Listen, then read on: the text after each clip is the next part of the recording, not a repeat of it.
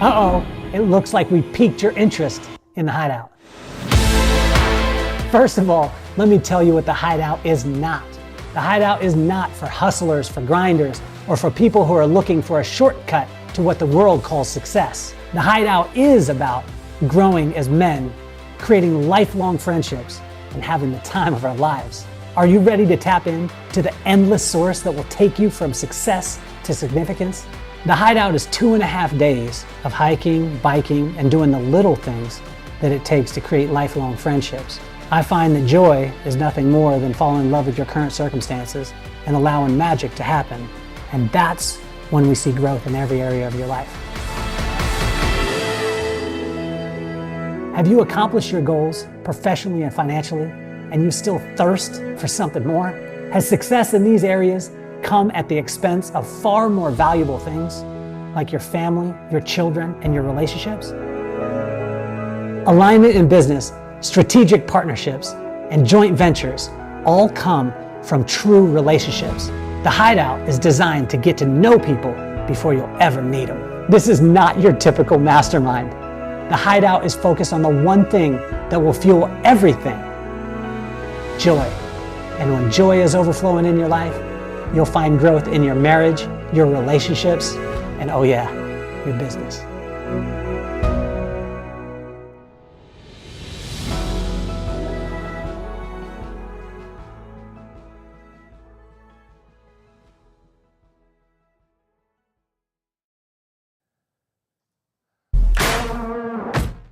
Welcome to the Kelly Cardenas podcast, where attitude is everything. On today's show, I'm so excited. This young lady waited in the waiting room for 15 minutes. She was so nice, and she sent me a nice text saying, are we still on for today? I was waiting on her. We had some technical difficulties, but when we got on, her smile was bigger than ever. Everybody destroys her last name, and I get to say it right today, so I'm going to be in good graces. She doesn't have 2 I's in her name either, and so that was a little bit of confusion. So she is so special. She's a founder, CEO, author, speaker. She's a mother of 4, an amazing wife. I thought she said mother that is Thor, a superhero mom. But she's the go-to in leadership. She owns Keystone Group International, which is incredible, teaching people about culture and how to be able to lead in a completely different way, to be able to impact not only the people inside the organizations, but also seeing the results in the bottom line. So please welcome to the show, Miss Jaime Taets. Thank you. It's so great to see you. I'm pumped to be here. I just need a little joy in my life, and you always bring it. I have waited to be able to spend time. It's funny because we run that ad for our number one sponsor, which is the Hideout. And we run that ad, and it's all about guys, and then bang, here comes Jaime. So, okay. Jaime, tell me how important it is in a business, and more importantly, in a home, that the man in the place has joy inside of him. Wow, that's a loaded question. Because I think they need to model it for everyone around them, right? I have 4 kids, 2 girls, 2 boys. And, when you look at the male figure in a relationship, in a household, that is stereotypically the serious, right? They're the ones that play when the kids are younger, but tend to be serious, and the rules and everything later in life. And I think we model for our kids that is how we're supposed to be. And they often don't see the real us. We just got back from a week of vacation in the Pacific Northwest, where we're like just out away, right on the Puget Sound, like walking on the beach, right? Kids throw the phones and nature wins kind of thing. And I think when we go on vacation, our kids see a different version of us. They're like, wow, you guys are like, when you chill out, you're kind of fun, right? And that's their true selves, though, right? The stressed out self that we bring every day, all of us as humans. And so I think both men and women struggle with that. And we don't have to have this harsh exterior, right? The joy is underneath in the mushy stuff. How does a person find joy? Like, how do you help your husband to be able to find joy? I tell them all the time, don't show your wife this video as far as the Hideout, that Hideout promo. Don't show them that unless you want your wife to force you to go, because she knows when you come back and you're full of joy, she's going to reap the benefits of that. But where do you send your man, or how? Because I think for a man, and you know this art, Jamie, because you've been married how many years? Well, I'm in my second marriage, but Okay. we've been married. We're going on 5. So it's been awesome. I'm on my second marriage too. So there's no judgment there. I just think that, you know, it takes or maybe once or twice to be able to get it right. And so we're in the club together. But when you're talking about that, like, you have to come up with an idea, am I correct? And then you have to make it seem like our idea as the man. How are you able to artfully do this? Because you not only do this at home, but you do this in business too. You know, I also think that the way I live, I want everyone around me to find it, but I also struggle with finding it myself. So I'm not the best model. I would say my husband is an amazing model of this because he knows what his hobbies are and he finds the time for them. Wow. Right? And I honor that. And so again, not that it's perfect, but he is so much better than I am at finding times for the things that bring him joy, right? It's bow hunting and it's at 5:30 a.m. on a Saturday and he's out in the blind sitting out in some field somewhere, and that's his meditative experience, right? He's like, "You should come with me sometime." And I'm like, that doesn't bring me joy. My joy comes from I'll go to the spa, you go there. Like but I think it's individual. It's what brings you joy. Can be, I mean, last night just sitting on the deck, right? We live on a lake and it's just beautiful and serene, and just sitting there, and it's like just the quiet, and you know, joy doesn't have to be this grandiose thing that you have to go search for. It's the things every single day, and I think that's the misconception a lot of people have. And I think one of the big things is where people almost get caught up, where they forget about the true definition of it, right? So what I used to mix up happiness and joy together. Right. And what I found is, as I got a little bit older, I realized that happiness was circumstantial, and that joy was falling in love with my current circumstances and watching magic happen. You know what I mean? Right. And so I think I think that segues right into, you know, a part that you're a master at, which is culture and building culture. You know, because without that fuel of joy, like, and I noticed this before I got to see you in a business sense, I got to see you at lunch. I got to give you a hard time sitting across the table from you and what I thought at the time, really, Jamie, was just your friends. You had 2 women with you. It was Stephanie, and who was the other one? And Jen. Stephanie and Jen. And you guys were going back and forth like you had been friends for life. And you just happened to be at this really cool golf tournament, and you guys were just hanging out. And as I dove into it, I realized that that was just a part of your culture. Not to say that you guys aren't friends and you guys aren't connected and things like that, right, but you guys were doing business in a completely different way because you actually had real relationships, and that, you know, flowed on into the business. Can you tell us how you masterfully created that kind of environment, how you do that for other people? You know, I think it comes from your purpose or your why, right? Why do you exist? We don't exist to make money, right? We are a business and we need to make money. So everybody listening, going, yeah. But yes, we need to make money, but that's not what drives us from the inside, right? That's not what really gets our blood pumping. It's having impact, and that's impact on each other, right? And how we help each other grow. I learn more from my team, I think, than they learn from me. And I tell them that on a regular basis, right? When I started this business, I left a really cushy corporate job with stock options and a great salary, and I jumped off the cliff. And when I did that, my one commitment to myself was that if it ever stopped being fun, I would go get a real job. Ooh. Because I was like, why am I taking all this risk, going through the stress of doing this, if I'm not going to choose what I want to do? And I've managed for 9 years to build a business that essentially allows me to do what I want to do every day. And then it's just attracted people to me, right, that want to do the same thing. I mean, everybody that works for me right now, 100% of the people that work for me right now did not apply to a job posting. They knew me socially, they knew me in the business environment, and they sought me out to say, what would it take for me to work for you?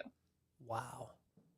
that says something about what we're creating. And now they also have people reaching out to them to say, what would it take for me to come to work at Keystone? Because when your culture is truly authentic, people can feel it outside the walls. They can feel it in your emails. They can feel it when you're on a podcast, right? You know what the culture feels like when it's good.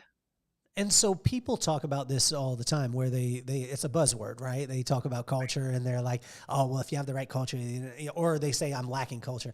I believe that every single business has a culture. It just whether it was deliberate or not. How do you give us like the foundational part, right? So how does one go about creating the culture that they ultimately desire? Well, the first thing I want to do, because culture is a buzzword, and culture is this nebulous, squishy thing that almost allows leaders to just pretend like they can't impact it, so they ignore it when you really can. And so we try to simplify culture. Our entire model that we use is just simplifying it. You do not need to be an organizational effectiveness expert or the HR person to understand it, but we simplify it to this. A positive culture is a place where people leave every day better than when they came in. That's it. Wow. That can be the smallest interaction that they had with somebody. That can mean someone coming into their office and just giving a crap about how things are going with them. It can mean a lot of different things, but then the foundation of creating that environment is leadership. If we don't have conscious leaders in an organization that actually care about their people and want to know how things are going, then there's no way you're going to achieve a positive culture, no matter how many team barbecues that you do. So, Jamie, let's go back then. Why is this so important to you? You know, like growing up, I mean, most of the time, and I find this all the time, we're almost 200 episodes in. And I want to thank everyone out there listening. I want to thank everyone who's rode with us since the beginning, and all the supporters, all the sponsors. But also, too, what I find is almost every single person who's out there helping people, which is almost every person on the show. Mm-hmm. They're helping people because they lacked that thing when they were growing up. And, you know, if they're in, you know, one of my cousins, he was helping, you know, abused kids, you know, and he was an abused kid. Right. And so I find that when people, you know, gravitate towards helping people with leadership or with culture, a lot of times they saw maybe a negative side of it, or they saw a super positive part of it and they wanted to model it. Most of the time it's the previous one. Yeah.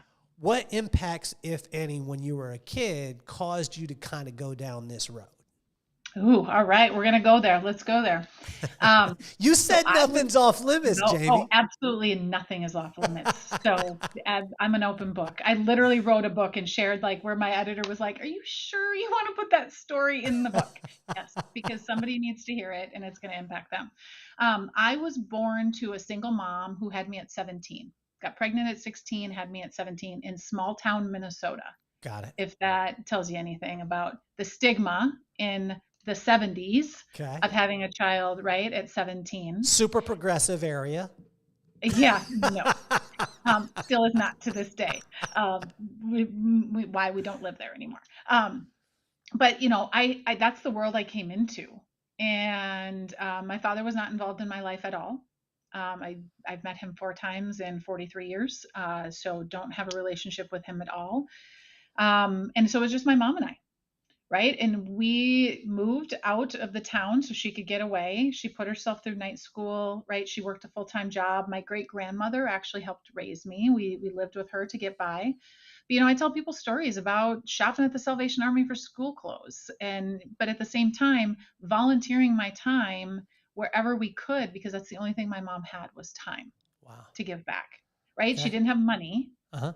And so I do a lot of philanthropic work. I was raised in a philanthropic family because it was a hand up, not a hand out.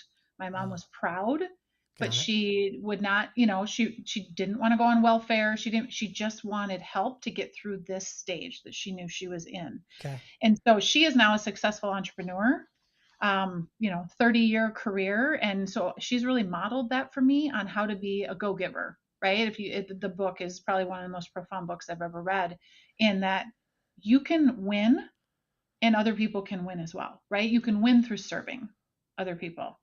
And so that's pretty much what's framed my entire leadership. It's framed our entire leadership development curriculum Wow. on that when you enter a situation, a relationship, wanting to be curious and serve the other person, you get more in return. And how do we teach leaders how to be that way? That's where positive culture actually stems from. So Jamie, talk to us about that though, because a lot of times when you grow up, say you grow up without a pop, right? And you grew up without dad, you saw him 4 times in your very young years. You were bragging about how young you are too. By the way, I saw that jab that you just did. And if you're listening out there, Jamie was like, Kelly, you're old. That's what she was saying. She wanted to do it, but she wanted to do it, you know, she wanted to do it real sly because, you know, she didn't want to do that impactful leader part, like hoarding over the top. She was serving me and letting me know that I'm on the I'm closer to a discount at Denny's than she is. But a lot of times when young ladies grow up without a father figure, then they run into challenges in relationships early on because they kind of don't know what to model. And then let me add this, fuel to the fire. You got a very strong woman who is, you were saying, you know, a very proud woman too. So she raises a very strong woman who a lot of times a strong woman doesn't need a man. Then you come into contact with men who need to feel like they're the man. And sometimes this causes a little bit of friction in relationships, or it can cause, you know, you to gravitate towards the boneheaded boys. Was this the case early on? And did you have some boneheads, and did you allow them in? Who hasn't had boneheads? But just to be clear, so my biological dad was not in my life. My mom remarried when I was 5-ish years old. And so my dad, who I call my dad to this day, legally adopted me, raised me. Now, just like any child who has a biological parent that hasn't been around, right? There's for sure baggage. Yeah. Like baggage, I'm still working through at 43 because you're just, Are you saying 43 again to just drive it home? Is that what you're doing, Jamie? Yes, I am. Okay. I am. Right. I'm just 43. Yeah. 43. You look a lot younger too. So. Yeah. Appreciate that. But so you just, you know, you still deal with that and you carry it with you. I am stubborn, right? Because I feel like I have something to prove. And it's only been in my 40s that I've started to figure out that I don't have a damn thing to prove to anybody but myself. But I did carry that with with me this whole time. And I think people do all sorts of things from our childhood. But I think it made me independent, but it also made me think I could fix things. So I would say I always found the people I thought I could fix. It was like houses, right? Like if I put some flooring in this bad boy, I put some paint on the walls. Soften the edges a little bit, right? He might be okay. Of course. No, that doesn't work. Did you keep him around for a long time, or was this like, did you, I mean, I'm not saying that you had, all like boys all the time, but I'm saying, did you have long relationships and you were just trying to fix them and they were boneheads and you knew it from the beginning, and then, or was it that they tricked you for a while, or what was your style? I just got bored. You just got bored? So I am a builder, not a sustainer, is what I say as a leader. Like I like to build and fix, and then sustaining's like, that is just boring. I like risk. I like things that are messy. And so I'm a builder. And so once I either determined I couldn't build the person, or it kind of built up and then I was like, bored. I would move on. When did you get to the point when you were saying you had this epiphany in your 40s where you realized you didn't really have anything to prove? I mean, a lot of times when you're building, right? When you're building, you're not only building that person, but you're proving to yourself that you could build that thing, right? So when did this epiphany happen? And was it in the wilderness? Were you out just on a walk and then the heavens opened up? Or was this a traumatic experience that you maybe went through that caused you to realize it? Yeah, so it started in my mid 30s. So I read about this in my book too, I started my business and 6 months later I was in the middle of a divorce. So I started my business thinking I had a little bit of a safety net, right? I was married to an executive, and 6 months in, that was no longer my safety net. So I had to figure it out. on my own, right? I had to hustle because it's like, I have to provide for my kids, pay all my own bills, right? Do You everything I had to need to do. provide for four, Well, four, two at four that kids. point, Two at that point. blended family now. So, Okay. but yeah, I So mean, I had, two children. How old are they at the time when you start your business?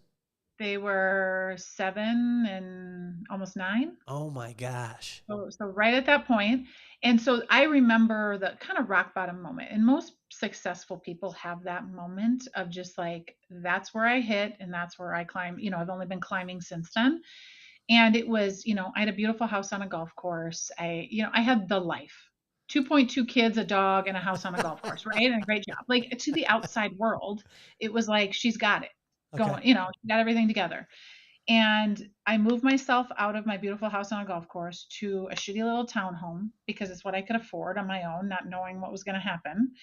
And I remember the first night in the townhome by myself because my kids weren't there with me and I had no furniture. And I was sitting on the floor of my living room looking around going, this can't be my life. Right? I've worked this hard. I was an executive in corporate America. Like from the outside world, everyone thinks I'm this successful entrepreneur that decided to go out on her own. And no one knows that I'm sitting in this shitty townhome tonight by myself, trying to figure out where my life goes from here. Wow. And it was in that moment that I just decided that no one else was going to define me, right? What I had accomplished or not accomplished wasn't going to define me, and that I never wanted to be in this moment again. And that's been my goal ever since, is just not to feel like that ever again. Like I have bad days, but the bad days aren't really that bad when you've been in a moment like that, right? And what you've dealt with. So I think that was probably the moment that it really snapped for me in my head. Like you just got to do you. And I love what you say, fall in love with where you're at and then still want for other things. And that's perfectly fine as well. Jaime, what music were you listening to that night in that townhome? Because the reason why I'm asking is because my wife is this. She's a little bit of Hairspray, some lipstick, and some gangster rap, and it's on. Like that's my wife. Like when it's time to roll, when our business is all shut down, when we had like walkouts, when we had to, like my wife would seriously, she'd be sitting, she does her makeup in the sink, feet in the side the sink, sitting up on top of it. Mm-hmm. She's got her phone next to her. She got gangster rap. She got Tupac. She got Biggie. She's listening to that. She pops a little bit of Hairspray in, gets the lipstick, and I tell you, our business just starts flowing. Yep. What was the soundtrack? So I don't remember that night. I actually don't remember. I was probably, not even, I don't know. But like my husband would attest to like, if like we're on a road trip or like I'm DJing, it's 90s hip hop, hands down, 90s hip hop. And I'm a weird savant in that I can't remember stuff from yesterday, but I can remember words to a song I heard once. Like in a weird way, like songs from all genres, all eras. Like I have this weird, so I know every word to every song on the planet. So Jaime, are you a Pandora person? You a Spotify person? Which one are you? Okay. You have to, on Pandora, there is a station called Hip Hop Barbecue. And for all of you listening out there, this is the greatest party station on Pandora. Okay. And thank you thank you Pandora for your partnership too with the podcast. But Hip Hop Barbecue is exactly in line with that. Your book, You Are Here. I see it right behind you, and for those of you watching, you can see it right there with Jaime. This book is profound because most of the time people are talking about where you could go. And what you're talking about is like, no. You're here in the townhome. You're here. And if you don't know where that is, it doesn't matter all the rest of this stuff. Can you talk to us a little bit about why that's so important to you? So the whole purpose of the book, and I never set out to be an author, just to be clear to everybody. I just felt like I had stories to share that I knew other people dealt with. And I wanted to normalize that stuck feeling, right? We all get stuck throughout our entire lives, our careers, those stuck points. So I believe stuck is a great place to be. Because when we feel stuck, it is our catalyst for change, right? When we are in that moment, that shitty townhome floor with no furniture, all we can do is make a decision to change. to do something different than what has gotten us to this point.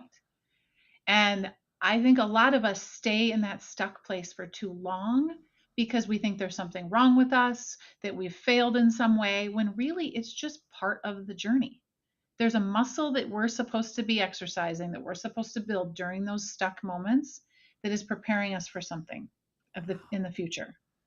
Right? I'm now grateful for what I went through, because there is no way my business would be where it was at if I'd had the safety net. I truly believe that. Now, I still would have built a successful business, but I had to, right? I was stuck and I had no choice but to get up and out of where I was at. And I think that's those obstacles along the way, we look at them as though they're in the way of our path, when really they are the freaking path. Wow. The obstacles are the path. Jaime, how much is enough? How much is enough? Enough of what? I don't think it depends on what you're living for. I don't live for stuff. Yes. I live for experiences. When did that come into play? Because I am and I love this. I love being around people like you because you make me better, right? Because I wouldn't say that I'm that great of a person, because growing up, people were like, it's not about things. And I was like, yes, it is. They would be like, Christmas is not about the gifts. And I was like, yes, it is. I want a lot of them. I want a lot of them all the time. What else am I going to unwrap? Am I going to unwrap your thoughts? You know what I'm saying? And so, going through this as a kid and growing up and stuff like that. And I want to be honest with the audience too. A lot of times people would be like, it's a thought that counts. And I'd be like, what the hell were you thinking then? You know what I mean?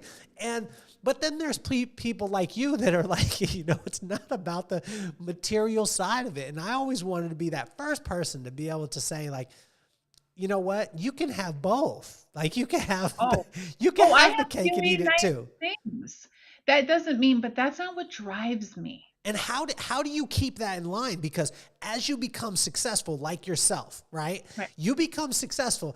There's a lot of things that are available to you. I was just watching Tony Hawk the other night. And when I was watching him, he said, he was like, I saw it coming for the second time because he had lost everything. And then the fame came again, and he was like, and I got caught up again. How do you not get caught up in the success and remember the town home floor? Yeah.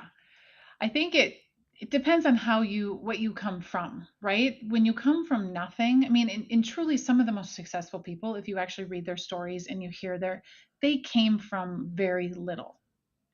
And I think it's just when you come from that, it's not right or wrong if you didn't. It's just that hardship started so early in life that it didn't have to come later.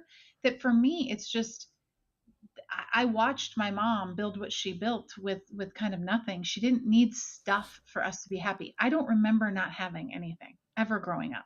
I never remember being different, right? But I for sure was, right? I was poorer than all of my friends, but nobody would have known it because my mom still made sure I was clean and the way I showed up, right? That I wasn't that kid. And so my biggest concern right now is how I do this for my kids, because they're living in a world that is what I never had, but I don't want them to believe that this is that this is the way they start, right? So I literally had this conversation over vacation with my kids that they're like, this is so great. We're staying right on the ocean, like just the places that we get to go. And it's like, we do this because I've earned this. We've earned this, right? My husband and I, like, we deserve a trip like this. We work really hard, but just know that this is not how your life is going to start out of college. How do you get that across to them? Because it's one thing to tell them that, right? Now, my wife and I had a plan. Before you have kids, we all have this plan. And I'm sure you did too. Before I had kids, I was like, my kids are going to be soldiers. They're going to listen to everything. I'm not going to be like those parents. You know what I mean? No. Those parents I see in the store that are buying their kids stuff just to shut them up. You know what I mean? They're crying and they're screaming. I was like, I'm going to have soldiers. And also, you know what I'm going to do? I'm going to stay at the Four Seasons and then get a room at the Motel 6 with a nanny and have my kids stay there so they see how it is to struggle. And I'll come and visit them during the day, but they can't come to the good pool that me and my wife are going to be staying at. And then I had the kids. And I had the kids, and you know where they were staying? They were staying at the Four Seasons with us. And so it's hard to help them to understand this, or to like, not only to say it, how do you show it? How do you say no to your kids? Like your mom maybe said no to you because she couldn't. Right. You have to say no to your kids because you don't want to. Can you talk to the moms out there and the dads? Absolutely. So I don't believe it's in what they have or if they stay at the Four Seasons. It's in the other moments. It's in the walking the walk and what they see. Right? So my daughter, when she was 14, so right before COVID, 2019, I took her for 10 days to Ecuador on a social mission trip into the Amazon with no Wi-Fi, no cell phone service for 10 days, a 14-year-old.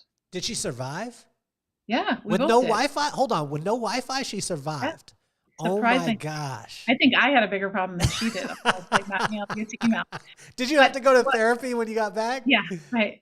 But it was beautiful because what I exposed her to, first off, was other cultures, and we've traveled internationally with our kids for a long time because the world does not revolve around the United States of America, although we would like to believe it does. Right? So exposing them to different cultures, she got to see what real poverty looks like. Right? But she also got to see joy with people that have clean water and, a few clothes, right? And they're happier than anyone she knows here in the United States. And so those experiences, if she gets the new iPhone, I don't really worry about it. I mean, my oldest now wants to go to the Peace Corps. She wants to be in international relations and solve the world. I mean, and solve all the world's problems. She truly does. But it's not because I didn't take her on fancy vacations. It's because I shifted her perspective from the moment she was old enough to understand, right? I always say when we're taking them on a trip, the purpose of this trip is your lens is this wide, and I just want to widen the aperture, right? I don't need to change you. You don't need to feel guilty. And true story, a couple months ago, I took my daughter on a college tour to a private college. Not someplace she was planning to go, but just a really nice school that had the programs that she was looking at, $80,000 a year. And she walked around campus. She knew that was not right. That's not what our family, I got 4 to put through college. That's not what our family's paying for. And she walked through this college and it was Tulane University, and it was kids from all over the country. Only 9% actually come from New Orleans, where Tulane is at, right? A lot of poverty in New Orleans. And she walked around campus, and my 16-year-old looks at me halfway through the tour and she says, if I come here, I'm just around other people that are privileged like me. Like, how is that going to help me grow?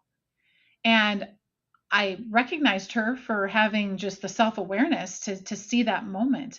But in the same moment, I told her that her privilege is not something that I want her to be ashamed for. I want her to take her privilege and use it to make a dent in the world.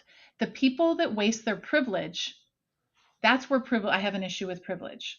When you use your platform, when I use my platform as a successful entrepreneur to speak these words out, to change people's perspectives, that is what I'm supposed to do with my privilege, not feel ashamed about it. And she was like, wow, I've never thought about it that way. So it's do something with it. That's what matters. My buddy just reached out to me. He's actually in Alabama. And he's a teacher at a school, and there's a little young lady named Emma. And this just is in real time. It just happened, Jamie. So I would love for you to speak to this woman, Emma, because Emma listened to one of our podcasts, and she stopped vaping. And I guess she started to struggle a little bit. And she said she needed a little bit of encouragement. And I think, I think God brings these kind of opportunities into life because, I mean, you as a incredibly successful woman, and not only successful when I'm not speaking, for those of you out there who know me, you know that I'm not speaking about money, you know that I'm not speaking about things, but Jamie is successful because she does and makes an impact and is in line with her purpose. What advice would you have for Emma right now that was, struggling with vaping, got through it, and now is struggling and maybe on the cusp of going back into it? So couple of things that I would say. So this is what I would just have this conversation with a coaching client. Couple of things is, would the person you're going to be 10 years from now be sad for the decision you're going to make? Right? I ask myself that all the time. Like, will I regret this in 10 years if I don't do it now? If I don't take this risk? If I don't do that thing? If I don't change? Right? If I don't step into something that scares the crap out of me. So will the person you want to be in 10 years, want you to do this? And then the other thing I would tell her is that success leaves clues. My mom told me that from a very early age, and I never knew what she meant by it until I got a little bit older. But success leaves clues, and success can mean a lot of different things at that age, but pay attention to what's around you. Pay attention to the good influences that are coming into your life. The fact she listened to your podcast, that's a clue. She needed to hear that, right? Maybe she needs to hear this podcast. Maybe she needs to listen to that other voice that she hasn't listened to before from someone different that keeps coming in and out of her life. Like, I think when we slow down to pay attention to who's coming in and out of our lives and for what reason, the universe is guiding us to what we are supposed to be, right? To how we live out our purpose and what we need to do. I just strongly believe that. And we just don't listen. Jaime, how have you been able to navigate to, you deal with leaderships of companies, with some of the greats and with a lot of the greats, and people know that when they need a shift in their culture, when they need a shift in their leadership, there's one answer, and it's the Keystone Group International, right? And it's a really easy, it's an easy decision for the people who know who you are, and for those who don't, you're going to find out quick, and then you're going to get the results, and you're going to see why you need to spend time with Jaime. But a lot of times you're in a world, a male-dominated world, and when you're talking about the leadership, things like that, where a thought process of a man who goes after what it is that he wants is, wow, he's focused, he's shrewd, he's blah, blah, blah. And then there's only one word that comes to mind when a woman goes after what she wants, and she's locked in. And the reason why I say this is because I was in a woman-dominated industry for so long, in the professional beauty industry. So, how have you been able to navigate that? And can you talk to the ladies out there? Talk to the ladies out there that are listening, you do it so gracefully. And I watched you interact with people. I watched you, not only interact with the people who you work with, but the people at the convention, with Mille Lacs Corporate Ventures that we were both at and where we met. But you do it so masterfully. Is it something that was conscious, or is this just something that's natural that comes to you? So I think it's something that's evolved over the course of time. I call it, for women, it's stepping into your power. And power doesn't mean power over people. It's knowing your own power. And I was just interviewed for an article, something women, power women of something, I don't remember. And they asked me, they really were pushing me on this question of male domination and, and being in these environments, and how are women kind of not treated the same. And to be honest, I've never felt that way. I'm sure I have been, but I think it's the perspective that I look at things through. I have so many clients that are construction, big, huge construction companies that's all men in the leadership team, right? I'm in the executive boardroom, and I'm holding their feet to the fire and kicking their butt to get them moving, and they hire me for that, right? So I have that unique ability because that's my power, and I don't necessarily think it's male or female. It's that I know what I'm really good at, and I'm honestly curious and want to serve, and that's what shows up. And so my guidance to women who are listening who feel powerless is to find your power, because you have it. You just haven't tapped into it. And when you can find your power, you don't show up as bitchy or aggressive or whatever title they put on you. You show up as respected and an expert in what you do, right? And whatever that power is. And I just think most of us haven't had those role models, which is why I want to be out here talking and showing that I don't have a Harvard education, and an MBA and all of this. I just know who I am and what I'm really damn good at. And I figure out how to do more of that every single day. So let's go back to the townhome floor. I like that place. I think You're that going to place, take me back. This is like therapy. I Like, like it. okay, let's go back there again. No, I like that. I like that place because it's when you said about stepping into your power, I think that a lot of that power, comes from that. Was it laminate flooring? No, it was dirty It carpet. was dirty carpet? Okay, so we're on the dirty carpet. We're dealing with a divorce at the time. We're dealing with now you're going to have to split your kids, half the time, whatever it is, and you're dealing with a new business. So you're talking to 3 different women there, right? You're talking to the women who maybe are going through a divorce right now. You're talking to a woman who's a young entrepreneur, and you're talking to a mother who is going to see her kids half the time.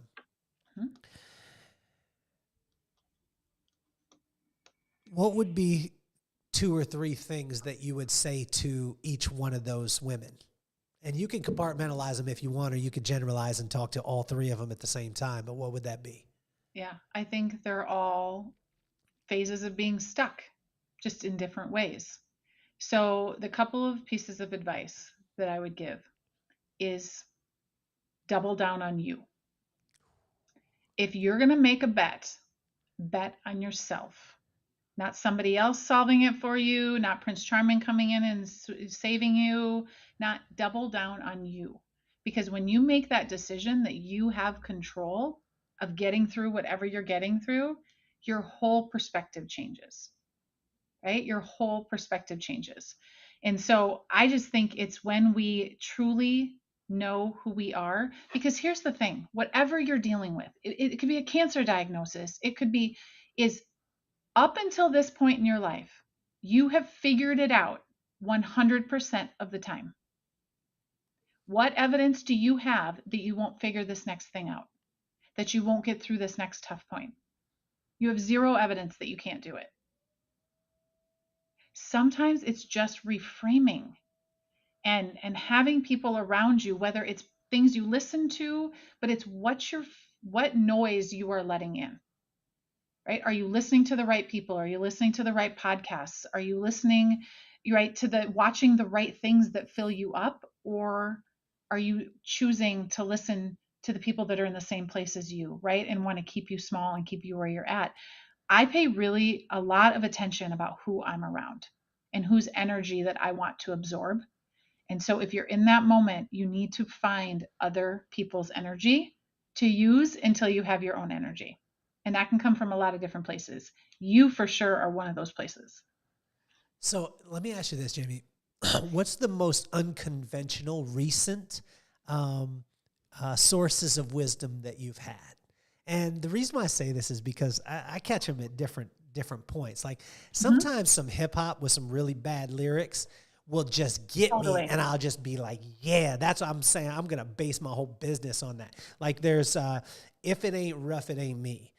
Which is by NWA. All my hip hop heads out there, you know what I'm talking about. It was MC Ren. There was very few cuss words in this song, but he says a line that says, "I'm a gangster in black and I'm about to attack."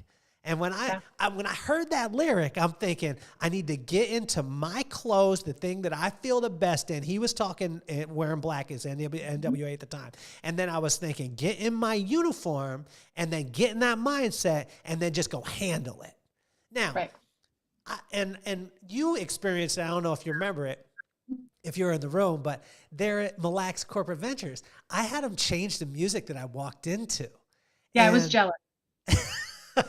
I wished I would have done that. And it got me in a mind frame because it was unconventional in that room. And for those of you out there listening, it was Juicy by Biggie. It was all a dream. And because it was all a dream that I got a chance to be able to go and tell stories around the world, and that'd be my job. So what's the most unconventional recent thing that you've been able to draw inspiration from? Well, there's a couple things come to mind. So a song similar to yours. So there's a song called Legendary by Welshly Arms. They're not a super well-known But the whole song is around, like, essentially we're all meant to be legendary, and whatever legendary means. And it just pumps me. Like, I'm just like, this is why I'm doing what I'm doing, So on a run, after, something that doesn't go my way in the business, like, it's those types of things that really fill me up. So music is a huge piece of that. Um, I also have a spiritual advisor, is what I would call her. She's amazing. So I do readings that aren't like a medium. She doesn't talk to dead people. She doesn't read my past. Like, she's really just talking about, am I on the right path? She's not Oda Mae So, Brown. no. You know who Oda Mae Brown is? Do you know that reference? Like I should. Oda Mae Brown was Whoopi Goldberg in Ghost. Oh, yeah, no. That's Oda Mae. Okay, Yeah. all right. So I hope there's one person out there listening that was like, I know who Oda Mae is. Most people don't. Remember, I'm only 43. Oh man, here we go. I knew it. I knew she was going to get me again. Hey, that was a softball. You threw that up for me, and I just. Okay, so the spiritual advisor, you said that the spiritual advisor. It just helps to validate, right? Okay. The way I'm feeling. Am I doing the right things? Am I focused on the right things? Are my priorities in check? So again, that's, for some people, that's weird and a little woohoo, but for me, it's grounding. Yeah.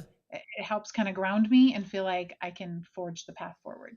What about the things, Jamie, that make you belly laugh? That, I mean, when you're as fly in the realms that you do, and you coach at the level that you do, and your company, Keystone Group International, is at the level that it is, a lot of times seriousness, it can be wrapped around those things. When and what do you belly laugh about that has no return on investment at all? That just causes you to like your belly to hurt when you get done. And when you get done, the only return on investment is the fact that you laughed. So I have one professional and one personal. So my team, anytime we do a retreat, right, or we go away, we do dance parties. So we have one whole night that's just like 97, and everyone can control the playlist, and we dance for hours.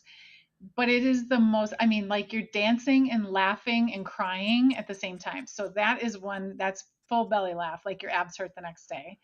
And then my 14-year-old, so my youngest, he's developing into this like stand-up comedian. Like, I don't know where it comes from, like his wit, but he makes me almost pee my pants on a regular basis, like laughing so hard. And it's just the dumbest stuff, but just so innocent and pure that it's almost funnier because he's not trying.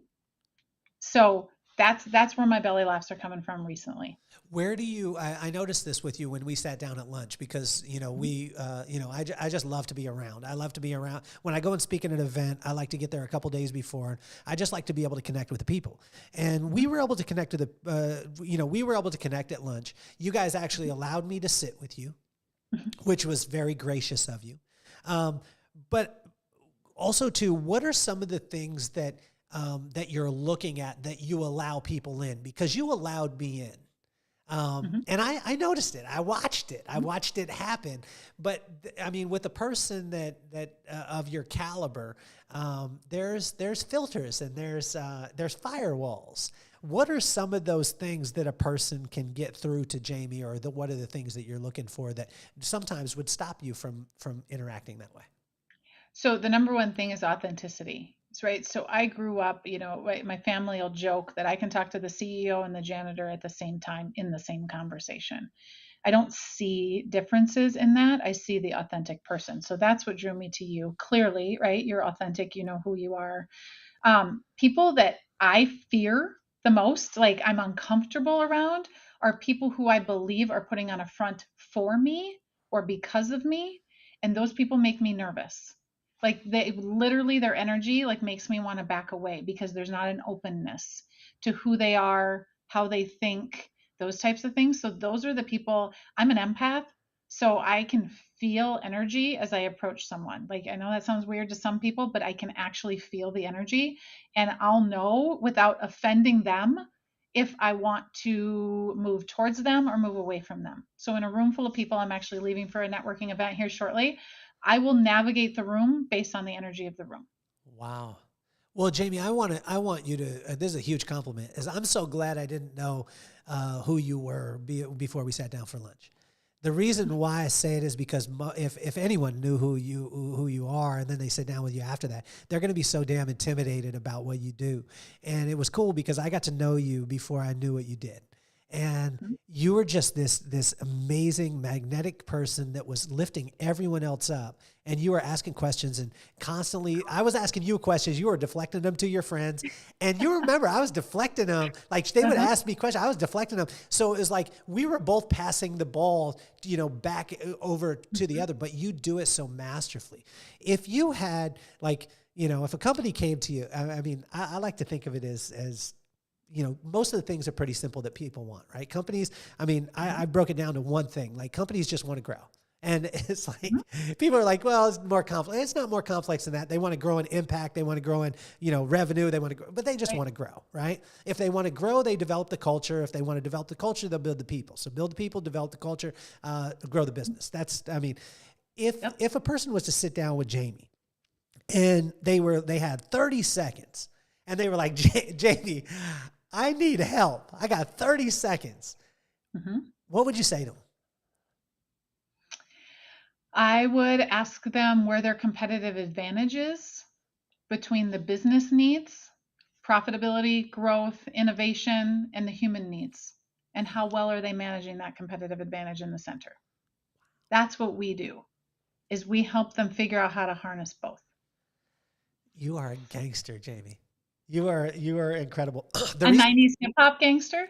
I love it. I like the fact that you said 90s hip. I'm wearing a chain right now.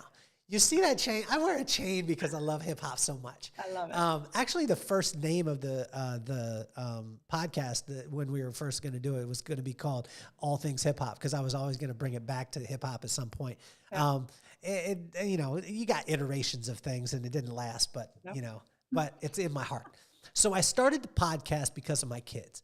I got two kids, 13, and McKenna, who's a absolute genius. She's an artist, a writer. She's going to be acting, directing. She is a feeler and a heart. I got, she's 13. I got 10-year-old Maddox, who is his own character. If you see him online, he just got all the dreads in the back of his head done. He's got a little mohawk on top, shaved on the sides. The kid is a cartoon character. He's hilarious.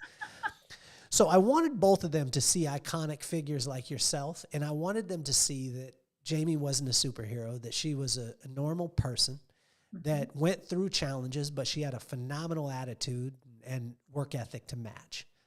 What advice would you give to Maddox and McKenna? And if you could use both of their names, it would be awesome, Jamie. Maddox and McKenna. Oh, so many things that I'd want to share with you. The first thing I would tell you is that your job in life is to make a dent in the world. You don't have to solve the world's problems. You don't have to invent, find the cure to cancer. You have to make a dent. The dent can be in your community. It can be in your backyard. It can be in your family. It can be in it can be in a business, right? But your job as a human, because I always told my kids, my job is to raise good humans, right? Not to raise you to be a certain thing or be the smartest or my job is to raise good humans who make a dent. So that is their job. Wow. Well, Jamie, it has been an absolute pleasure. I'm sorry for making you wait in the waiting room for 15, it was worth the wait. 15 minutes is a long time. I want to have you on again, too, because I know you have some time constraints. But I think that we could go on, and I want more and more people to know about you, and you're just such a phenomenal resource and an even better human being. If you're out there listening, you know what to do. Check out all the sponsors. You know what you need to do. Check all those things out. The main sponsor is The Hideout. You guys need to check that out. It's 2.5 days of getting in touch with the one thing that fuels everything, which is joy. And when you put joy inside of your life and in every single thing that you're doing, you'll see every single thing grow. Jamie, you have been absolutely phenomenal, and I want to thank you for being on the show. You have been, you're more than expected, and I appreciate you. Thank you so much for having me. You got it, and you're officially off the hot seat.